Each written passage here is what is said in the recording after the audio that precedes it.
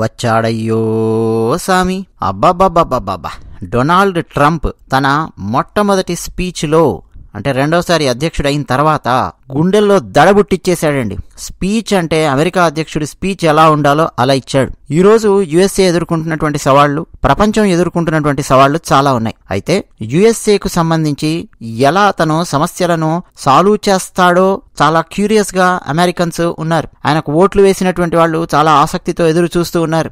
వాళ్ళందరినీ సాటిస్ఫై చేసే విధంగా డొనాల్డ్ ట్రంప్ ఉపన్యాసం అనేది సాగింది. 47వ అధ్యక్షుడిగా యుఎస్ఏకు ఆయన ప్రమాణ స్వీకారం చేసిన తర్వాత మొట్టమొదటి ప్రసంగాన్ని చేస్తూ చాలా సెన్సేషనల్ వ్యాఖ్యలు చేశాడు. ఈ రోజు నుంచి అమెరికా స్వర్ణయుగం మళ్లీ మొదలయ్యింది. ఎన్నో సమస్యలను ధైర్యంగా ఎదుర్కొని నిలబడ్డాము. నా ప్రమాణ స్వీకార కార్యక్రమానికి వచ్చిన అతిథులందరికీ సుస్వాగతం. అమెరికా ఫస్ట్ అనేదే నా నినాదం. అమెరికా ఎన్నెన్నో సమస్యలను, సవాళ్లను తట్టుకొని నిలబడింది. ఈ రోజు నుంచి మళ్లీ అమెరికా స్వర్ణయుగం మొదలయ్యింది. ఈ రోజు నుంచి మళ్లీ అమెరికా ప్రపంచ దేశాల గౌరవాన్ని పొందబోతోంది. యుఎస్ఏలో నేరానికి సంబంధించిన ఘటనలు ఎన్నెన్నో పెరుగుతూ ఉన్నాయి. వాటన్నింటినీ తగ్గించే దిశగా సరికొత్త చట్టాలను తీసుకురాబోతూ ఉన్నాం. అంతేకాదు, అమెరికాకు ప్రపంచ దేశాల సహాయ సహకారాలు కూడా కావాలి. విద్యారంగంలో కూడా ఎన్నెన్నో సంస్కరణలు తీసుకొని వస్తాను. శాంతి భద్రతలకు సంబంధించిన విషయంలో అత్యంత కఠినంగా నేను వ్యవహరించబోతూ ఉన్నాను. దేవుడి దయవల్ల తుపాకీ కాల్పుల నుంచి త్రుటిలో నేను తప్పించుకోగలిగాను. అమెరికా ప్రజలకు అత్యుత్తమ సేవలు అందించేందుకే దేవుడు నన్ను కాపాడాడు. రాజ్యాంగబద్ధంగా, ప్రజాస్వామ్యబద్ధంగా మేం పనిచేస్తాం. అమెరికా దక్షిణ సరిహద్దుల్లో ఎమర్జెన్సీ విధిస్తూ చట్టం తీసుకొస్తాను. అంటే ఎమర్జెన్సీ విధిస్తాం. అక్రమ వలసలు అరికట్టడం కోసం వెంటనే చర్యలు తీసుకుంటాం. అమెరికా ఇక నేరగాళ్లకు స్వర్గధామంగా ఉండకూడదు. అంతేకాదు, అమెరికా భూభాగం మీద తీవ్రవాద కార్యకలాపాలు జరగకుండా చర్యలు తీసుకుంటాం. ఎవడైనా సరే అమెరికా భూభాగం నుంచి తీవ్రవాద కార్యకలాపాలు చేస్తుంటే అవి ఏ రూపంలో ఉన్నా సరే వాటిని తొక్కిపారేస్తాం.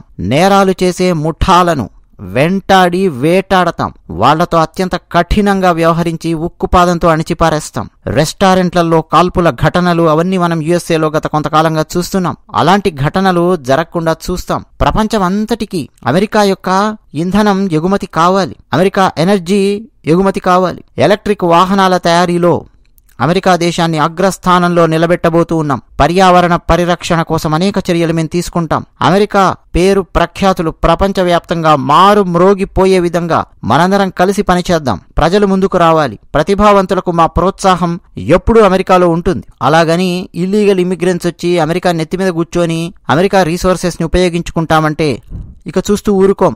మెడబట్టి గెంటేయడమే. అలాంటి విషయంలో ఎలాంటి సందిగ్ధతకు తావు లేదు. నిజంగా ప్రతిభ ఉండి నిజంగా లీగల్ గా యుఎస్ఏకి ఎవరన్నా వచ్చి పనిచేస్తామంటే అలాంటి వాళ్ళకి ఎప్పుడూ డోర్స్ ఓపెన్ చేసే ఉంటాయి. ఇల్లీగల్ గా వచ్చే వాళ్లకు ఇక అమెరికా డోర్స్ ఓపెన్ చేసి ఉండవు. ఇప్పటికే అమెరికా లోపల ఉన్నటువంటి ఎందరో ఇల్లీగల్ ఇమ్మిగ్రెంట్స్ ను లక్షలాది మందిని గుంపులుగా మెడబట్టుకుని దేశం బయటికి గెంటి తీరతాం. అమెరికా యొక్క రక్షణ రంగాన్ని బలోపేతం చేస్తాం. అంతేకాదు, ఇక్కడ ఉన్నది రెండే జెండర్స్. ఒకటి మగ, 2 ఆడ. అంతే. మగ, ఆడ, అంతే. నేను చెప్తున్నది మీకు అర్థమవుతుంది అనుకుంటున్నాను. అమెరికా దేశాన్ని నశింపజేయాలి అని చెప్పి చాలా మంది రకరకాలుగా ప్రయత్నాలు చేస్తూ ఉన్నారు. అటువంటి వాటిని తిప్పికొట్టడానికి నేను సిద్ధంగా ఉన్నాను. అమెరికా యొక్క దక్షిణ సరిహద్దుకు నేను సైన్యాన్ని పంపించబోతూ ఉన్నాను. అమెరికా దక్షిణ సరిహద్దులో ఎమర్జెన్సీ విధించడమే తడవుగా అక్కడికి సైన్యం డిప్లాయ్ అయిపోతుంది. అక్రమంగా వచ్చే ప్రవేశాలన్నింటినీ మేము తక్షణమే ఆపేస్తాం.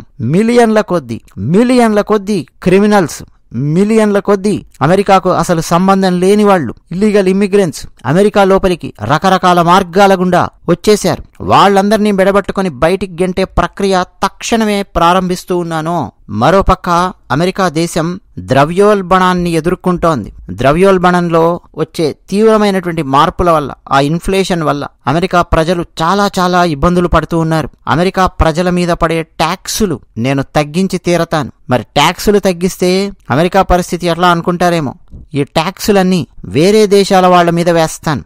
మన అమెరికాలోకి వేరే దేశం వాళ్ళు ఎవరైనా సరే ప్రోడక్ట్స్ గానీ సర్వీసెస్ గానీ తీసుకురావాలంటే వాటి మీద ట్యాక్సులు వేసి బాదుతాను. కానీ అమెరికాలో ఉండే వాళ్లకు మాత్రం ఉన్న ట్యాక్సులు కూడా తగ్గిస్తాను. ద్రవ్యోల్బణాన్ని కంట్రోల్ చేసి తీరతాను. ఒక ఈఆర్ఎస్ సిస్టమ్ లాంటిది బలోపేతం చేస్తాను. మన అమెరికన్స్ ఎందుకు ట్యాక్సులు కట్టాలి? మన అమెరికా దేశంలోకి ఎవరైనా సరే ఏదైనా సరే తీసుకొచ్చి అమ్ముకోవాలి అని అనుకుంటే ఆ ట్యాక్సులు ఏవో వాళ్ళు కట్టుకొని అమెరికా సిటిజన్స్ ఇప్పటి వరకు అత్యధిక ట్యాక్సులు పే చేస్తూ ఇబ్బందులు పడుతున్నారు, వాటిని నేను తగ్గించి తీరతాను. ఇట్లా డొనాల్డ్ ట్రంప్ ఉపన్యాసం అనేది సాగిందండి. కొంత అగ్రెసివ్గా ఆ ఉపన్యాసం అనేది ఉంది. డొనాల్డ్ ట్రంప్ మాట్లాడినటువంటి మాటలు చాలా మంది గుండెల్లో రైళ్లు పరిగెత్తిస్తూ ఉన్నాయి. ముఖ్యంగా ఇల్లీగల్ ఇమిగ్రెంట్స్ గుండెల్లో రైళ్లు పరిగెత్తిస్తూ ఉన్నాయి. దక్షిణాది రాష్ట్రాలలో యుఎస్ఏలో ఎమర్జెన్సీ పరిస్థితి విధిస్తాను అని ట్రంప్ ఎప్పుడైతే చెప్పాడో ఇక అక్కడి నుంచి అండి దక్షిణాది రాష్ట్రాలు ఆ బార్డర్ పరిస్థితి ఎలా ఉంది ఏంటి అన్నది చాలా మంది నెటిజన్స్ వెతకడం కూడా మొదలెట్టారు.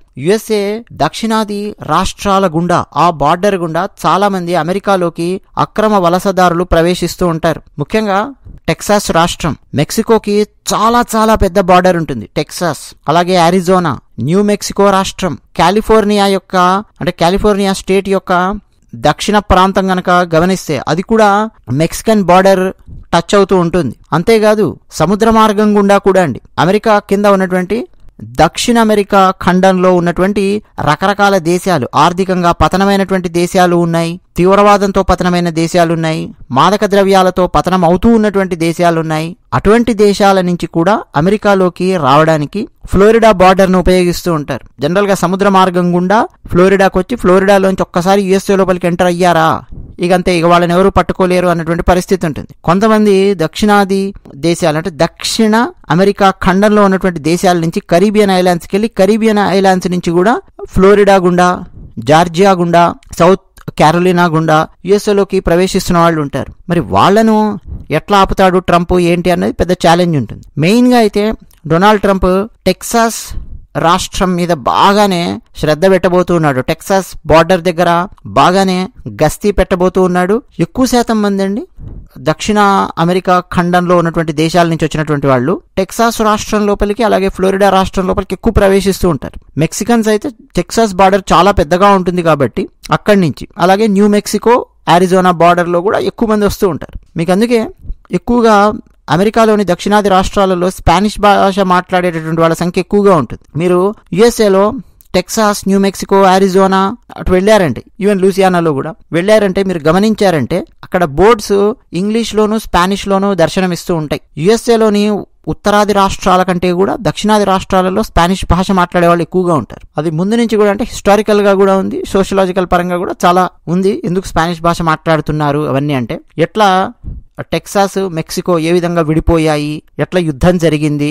టెక్సాస్లోని శాన్ ఆంటోనియో అనేటటువంటి ప్లేస్లో అలామో అని చెప్పి ఉంటుంది, ఒక కోట కూడా ఉంటుంది. అంటే పూర్వ వైభవపు చిహ్నాలు, చరిత్రకు సంబంధించిన చిహ్నాలు అవన్నీ కూడా మనం అమెరికాలోని దక్షిణాది రాష్ట్రాలలో మనం చూడొచ్చు. ఎందుకు ఇది మనం మాట్లాడుతున్నామంటే స్పానిష్ భాష మాట్లాడే వాళ్ళు అమెరికా దక్షిణాది రాష్ట్రాలలో ఉన్నారు కాబట్టి ఈ మెక్సికో నుంచి వచ్చేటటువంటి వాళ్ళు, దక్షిణ అమెరికా ఖండం నుంచి వచ్చేటటువంటి దేశాల్లో స్పానిష్ భాష మాట్లాడేటటువంటి వాళ్ళు ఒకసారి బార్డర్ దాటగానే చాలా ఈజీగా కలిసిపోతూ ఉంటారు. మన భారతదేశంలో గనక బంగ్లాదేశ్ నుంచి ఒక దూకి కలకత్తా లోపలికి రాగానే ఎలాగైతే చాలా ఈజీగా బంగ్లా మాట్లాడుతూ అంటే బెంగాలీ భాష మాట్లాడుతూ ఎలాగైతే కలిసిపోతూ ఉంటారో, అలాగే మన భారతదేశంలో ఉత్తర ప్రాంతంలో కాశ్మీర్లో ఎలాగైతే పిఓకేని దాటి మన కాశ్మీర్ లోపలికి అడుగు పెట్టగానే ఎలాగైతే కాశ్మీరీ భాష, ఉర్దూ భాష ఇవన్నీ మాట్లాడుతూ ఎలాగైతే కలిసిపోతూ ఉంటారో, అంటే ఒకసారి బార్డర్ దాటిన తర్వాత వాళ్ళు భారతీయుల అర్థం కాదు, పాకిస్తానీల అర్థం కానటువంటి పరిస్థితి. వాళ్ళ ఎథనిసిటీని బట్టి చెప్పలేం, వాళ్ళ భాషను బట్టి మనం చెప్పలేం. ఎందుకని ఆ భాష అదే మాట్లాడుతుంటారు. అదే వాళ్ళు కనుక ఏ తమిళనాడుకో లేకపోతే ఏ మధ్యప్రదేశ్కో, ఏ ఒడిస్సాకో, ఏ ఆంధ్రప్రదేశ్కో వచ్చారనుకోండి చాలా ఈజీగా గుర్తుపట్టేయచ్చు. బట్ కరెక్ట్గా అటువంటి రాష్ట్రాలను ఎన్నుకొని బార్డర్ క్రాస్ చేస్తూ ఉంటారండి. మీకు అదే శ్రీలంకకు సంబంధించినటువంటి వాళ్ళు చూడండి, తమిళనాడు లోపలికి ఎంటర్ అవుతూ ఉంటారు, అక్కడ వాళ్ళు సర్వైవ్ అవుతుంటారు. సేమ్ యుఎస్ఏలో కూడా దక్షిణాది రాష్ట్రాల లోపలికి ఎంటర్ అయ్యే అక్రమ వలసదారులు స్పానిష్ భాష మాట్లాడుతూ చాప కింద నీరులాగా అట్లా కలిసిపోతారు. ఇక అయిపోయింది. సంవత్సరాల తరబడి అమెరికాలో ఉంటారు, అమెరికన్ రీసోర్సెస్ని ఉపయోగించుకుంటూ ఉంటారు. ఏదో 100 మంది 1000 మంది కాదండి, మిలియన్స్ అండి అమెరికా లోపలికి అక్రమ వలసదారులు విపరీతంగా వచ్చారు.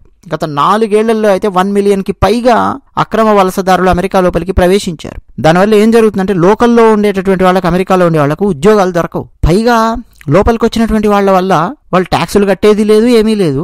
ఒక లెక్కాపత్రం ఉండదు. అమెరికన్ రిసోర్సెస్ ని విపరీతంగా ఉపయోగించుకుంటూ ఉంటారు, వాడుకుంటూ ఉంటారు. అమెరికన్ సిటిజన్స్ వాళ్ళు ఏదైనా సరే అత్యధికమైనటువంటి ప్రైస్ పెట్టి ప్రొడక్ట్స్ కొనాల్సినటువంటి పరిస్థితి ఉంటుంది. పైగా వీళ్ళందరూ ట్యాక్స్ పేయర్స్. ఈవెన్ మన భారతదేశం నుంచి అమెరికాకు వచ్చినటువంటి వాళ్ళు కూడా చాలా మంది ట్యాక్స్ పేయర్సే ఉంటారు. ఉద్యోగాలు చేస్తూ కరాఖండితంగా ట్యాక్సులు కడుతూ బతుకుతూ ఉంటారు. అలాగే అమెరికాలో కూడా అండి పుట్టి పెరిగినటువంటి వాళ్ళు ట్యాక్సులు కడుతూ బతుకుతూ ఉంటారు.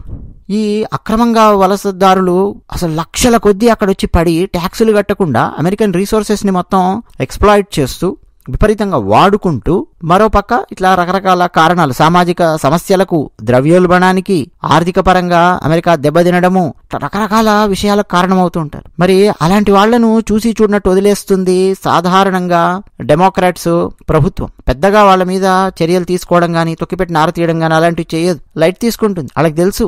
కానీ లోపలికి వచ్చిన తర్వాత కొన్నేళ్ల తర్వాత ఏదో ఒక రకంగా వాళ్ళకి మెల్లిగా రకరకాల చట్టాలు తీసుకొచ్చి సిటిజన్షిప్ ఇచ్చే ప్రయత్నాలు చేస్తూ తద్వారా వాటన్నింటినీ ఓట్లుగా మార్చుకునే ప్రయత్నం చేస్తూ ఉంటుంది డెమోక్రటిక్ పార్టీ. కానీ రిపబ్లికన్ పార్టీ ఏంటంటే అలా ఉండదు, మెడబడి బయటికి గెంటేయాల్సిందే అన్నటువంటి కోణంలో ఉంటుంది. మన భారతదేశంలో భారతీయ జనతా పార్టీకి కాంగ్రెస్ పార్టీకి మధ్య ఉన్నంత తేడా ఉంటుంది డెమోక్రాట్స్ పార్టీకి రిపబ్లికన్ పార్టీకి మధ్య ఈ విషయంలో. సో డొనాల్డ్ ట్రంప్ ఖచ్చితంగా అండి బార్డర్ కు సంబంధించిన అంశాల మీద బాగా దృష్టి పెట్టబోతూ ఉన్నాడు.